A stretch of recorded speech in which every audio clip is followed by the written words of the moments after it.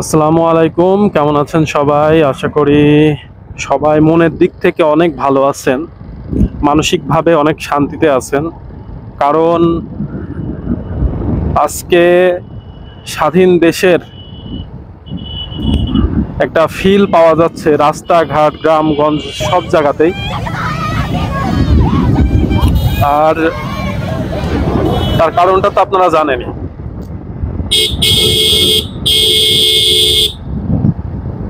তার কারণটা হলো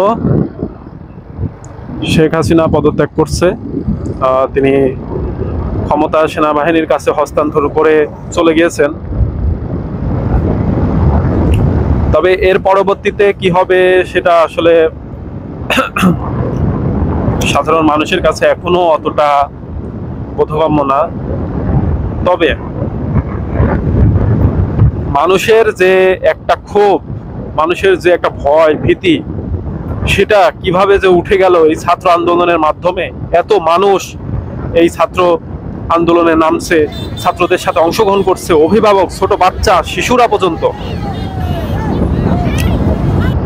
তার পরবর্তীতে এই যে দেশের এই নতুন করে স্বাধীনতা, মুক্তিযুদ্ধ দেখিনি আমরা, মুক্তিযুদ্ধ দেখিনি তো কি হয়েছে, দেখলাম এই নতুন যুদ্ধের মাধ্যমে নতুন স্বাধীনতা।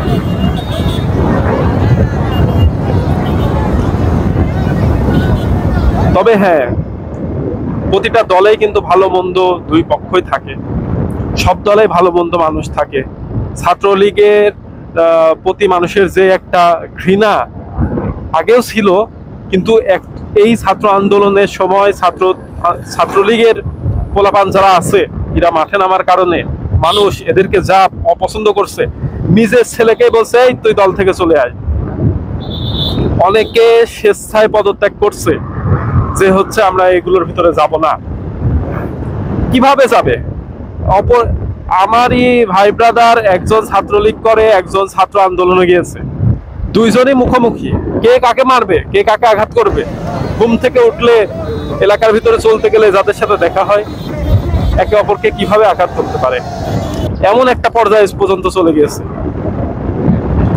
মানে কি বলবো, এই যে কিছু মহল এই যে ছাত্রদেরকে, ছাত্রলীগের ছেলেপেলেকে ব্যবহার করে তাদেরকে মানুষের কাছে খারাপ বানিয়ে এই যে এখন দেশের এইরকম একটা পরিস্থিতি তৈরি করে মানুষকে কষ্ট দিয়ে, মানুষের মনে কষ্ট দিয়ে আসলে কিছু করা যায় না। তবে ছাত্র সমাজ তাদের যে অক্লান্ত পরিশ্রম, তাদের যে ত্যাগ স্বীকার করছে, প্রাণ দিয়ে, ছোট বাচ্চারা মারা গেছে, কত মানুষ মাঠে নামছে এই রোদের ভিতরে, এই গরমের ভিতরে, তারা এই অক্লান্ত পরিশ্রমের মাধ্যমে তারা এই দেশের এই অবস্থা, এই খারাপ অবস্থা থেকে তুলে আনতে পেরেছে। এটাই হচ্ছে সব থেকে বড় বিষয়। মানুষের কাছে কি চায়, মানুষের কাছে কি চায়, নেতাদের কাছে কি চায়?